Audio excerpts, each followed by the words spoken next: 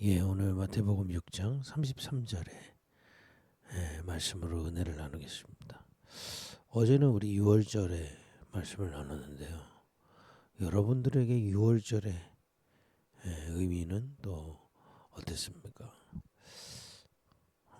저는 제가 저를 키워주시는 부모님, 또 제 주변의 친구들과 또 그 지역의 분위기, 하라는 대로 또 학교에서 가르쳐 주는 대로 열심히 최선을 다해서 살았습니다. 뭐 그렇게 해야 먹고 살고 또 그렇게 해야 세상에 좀 인정받고 또 성공해서 많은 것을 누릴 수 있으니까요. 오직 거기를 향하여 그거를 향하여 사실은 예수도 믿었고요. 예수 십자가 얘기는 했지만은 결국에는 내 깊은 동기는 그거 하는데 예수님이 도와주시니까 또 그거 안 돼서 어려울 때마다 도와달라니까 그런 종교적인 마인드로 열심히 신앙생활을 했죠. 또 열심히 신앙생활 하다 보면 되겠지 싶기도 하고요. 또 그게 하나님께 영광 돌리는 거라고 자꾸 이렇게 좀 들었던 것 같습니다. 근데 아무리 그렇게 해서 때로는 또 얻기도 하고 때로는 실패하기도 하고 그때마다 자꾸 점점 목이 마른 겁니다. 이 육신의 목이 아니라 내 영적인 목이 마르는 거예요. 그게 더 열심히 해야 되나? 신앙생활도 더 열심히 해야 되는가? 목마른데 내 영이 목마른지를 모르고 다 몸부림을 치는 거예요. 이제 그런 시간들이 처음에는 잘 몰라죠. 내가 목마르구나 모르니까 더 열심히 해야 되는구나. 근데 그런 것들이 알게 모르게 제게 쌓여서 제 많은 영적인 어려움들, 내면의 어려움들, 이제 나중에는 실제 제 삶의 많은 한계로 다가왔거든요.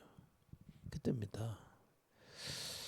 하나님의 아들이 그리스도시고 그 그리스도께서 나를 위해 이 땅에 오셔서 십자가에 피를 쏟으시고 나에게 그리스도의 일을 성취하셨다는 거예요. 아무 조건 없이. 그걸 우리 은혜라고 그러지 않습니까? 제가 가치가 있나? 아무리 열심히 살아도 저는요. 제가 가치 있게 느껴진 적이 없어요. 사실은. 늘 모자르고 늘 그게 목마른 건데 영적으로 목마른 건데 모르고 그냥 나는 왜 좀 더 해야 돼. 좀 더 가지면 내가 좀 이렇게 가치 있어 보일 거야. 아무리 뭘 해도요. 저는 제가 가치 있게 안 느껴지더라고요. 다 못하는 것 같고. 근데 어느 날 이 그리스도의 복음에 깨달아지면서 은혜라는 걸 깨달으면서 내가 그렇게 가치 있는 존재라고 나를 위해 십자가를 지셨다고 그리스도께서 나를 위해 왕선지자 제사장이 되셔서 하나님과 함께하는 식으로 회복해 주셨구나. 저의 존재 자체가 그리스도 안에서 풍성해지는 걸 깨닫게 돼요. 이번 주 우리 강단의 메시지 목마른 자라 다 내게로 와라 그랬잖아요. 그 속에 들어가니까요. 그리스도 깨닫고 그리스도를 주인으로 모셔 그리스도를 알면 할수록 그리스도를 알아가는데 내가 풍성해지는 겁니다. 그리스도께서 하신 일을 깨달아가는데 내 존재가 같이 있어지는 거예요. 늘 열등감과 해야 된다는 어떤 그 영적인 문제들이 저를 이렇게 압박하고 있었는데 그런 게 아니. 하나님이 나를 은혜로 그리스도를 보내셔서 그리스도의 일을 내게 성취하시고 내 존재 자체가 이제 하나님의 자녀가 되도록 은혜를 베푸신 겁니다. 그러면서 참 목말랐던 저에게 참된 은혜를 알면서 이렇게 갈증이 해소되는 은혜를 받았습니다.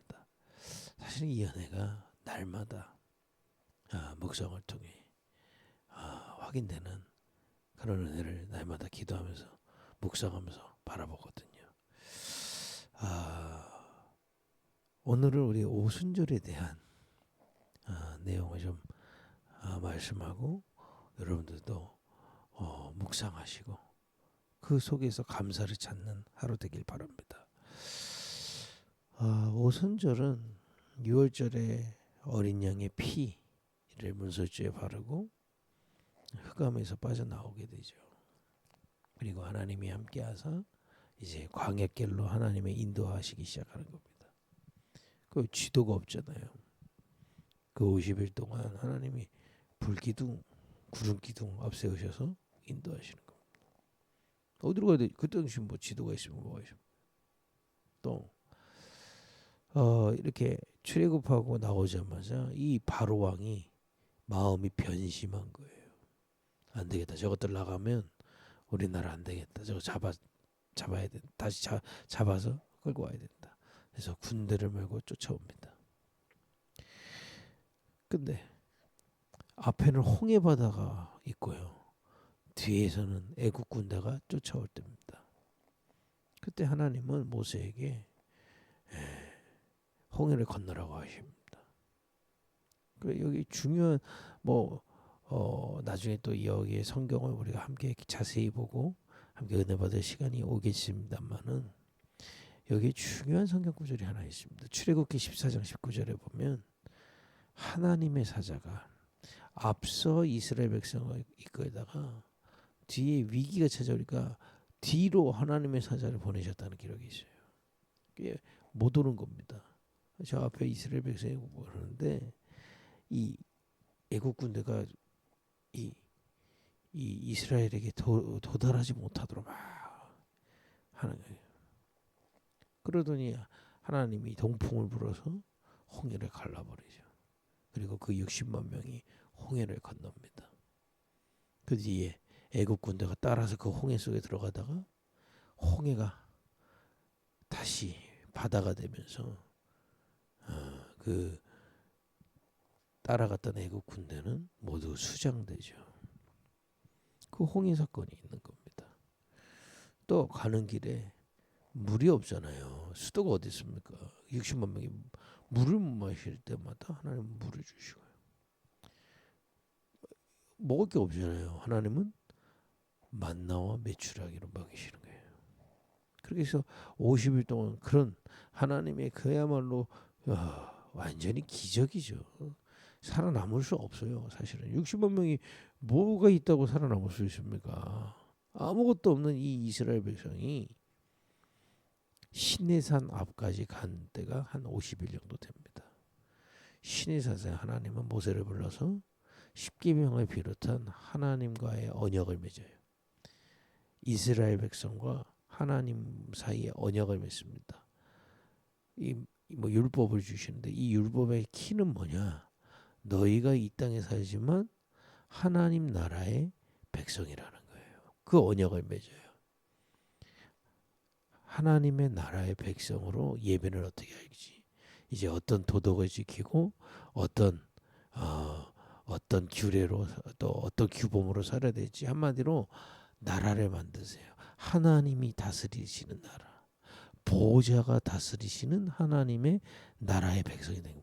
그 전에 흑암의 백성으로 있던 이스라엘 백성이 6월절에 그리스도의 피를 붙잡고 피를 상징하는 어린 양의 피를 바르고 출애굽을 해서 위기 가운데 하늘 군대를 동원하시고 또 실제 물과 또 만나 메추라기를 먹이시면서 시내산 광야 앞에서 하나님과의 언약을 맺어요. 너희는 이제 하나님 나라의 백성이야. 이 땅에 있지만 흑암에서 건진받은 하나님 나라의 백성이라는 것을 언약을 주시고 언약을 맺는 장면이 있습니다. 50일 동안 일어났던 일을 기념하라는 게 오순절인 겁니다. 그러면 이걸 통해서 우리가 어떤 언약을 붙잡아야 되겠습니까? 오순절에 절기를 통해서 어떤 감사를 찾아야 될지 오순절을 깨닫고 우리는 묵상해 보시라니까요. 우리는 그리스도 언약 안에서 하나님의 자녀가 됐어요. 하나님은 우리를 하나님 자녀로 이 땅에 하나님 나라의 백성으로 함께 하시는 겁니다. 그래서 지금 보호자에서 역사하시는 그 그리스도께서 우리에게 성령으로 역사하시는 겁니다. 지금도 그리스도는 십자가 지신 그리스도는 부활하셔서 믿는 자들에게 왕으로 다스리세요. 우리의 왕은 이재명 대통령이 아니고, 그죠? 돈이 왕이 아니고요. 그리스도 우리의 왕입니다. 우리를 다스리시는 거예요. 또 그리스도께서 우리의 선지자 되사 우리에게 말씀으로 모든 것을 알리시고 인도하십니다. 그걸 믿는 거예요. 그리고 우리는 그리스도께서 참 제사장 되사 우리를 은혜로 살리시는 분입니다. 그래요? 살린다는 말 여러 가지 있겠지만 히브리서는 이런 얘기가 있어요. 책망도 하나님 자녀이기 때문에 받는 겁니다. 그죠? 우리 깨닫고 회복하라고. 왕 선지자 제사장 되셔서 지금도 우리의 그리스도 되신 주님이 보호자에서 우리를 다스리신다는 겁니다. 오순절의 의미입니다. 그 비밀을 우리는 어떻게 누릴 수 있냐? 우리 안에 예수님께서 얘기하셨어요. 내 이름으로 보내실 성령 그랬습니다. 우리 안에 성령이 함께하사 그것을 깨닫게 하시고 알게 하신 거예요. 그래서 보호자의 그리스도의 비밀이 우리 안에 성령의 역사로 말미암아 깨달아지고 믿어지고 확인되게 되는 겁니다. 한마디로 뭡니까? 보호자와 우리가 소통되기 시작하는 겁니다. 부활하신 그리스도가 우리 안에 성령으로 소통되시는 거예요. 그게 기도고, 그게 예배입니다, 여러분. 예배할 때마다 우리 안에 계신 성령 하나님, 그리스도와 성령 하나님은 한 분이시거든요. 삼위일체, 성부, 성자, 성령 하나님은 한 분이십니다. 그 그리스도께서 보호자에서 역사하시는 그 비밀이 우리 안에 성령 하나님을 통해 우리가 깨닫고 누릴 수 있는 겁니다. 예배할 때마다 이 일이 일어나는 거예요. 오순절, 그죠? 성령의 역사. 그래서 예배할 때 제가 계속 말씀하죠. 요한복음 14장 27절. 너희는 그를 안 하니. 우리가 어떻게 합니까? 내 안에 성령 계시는 걸.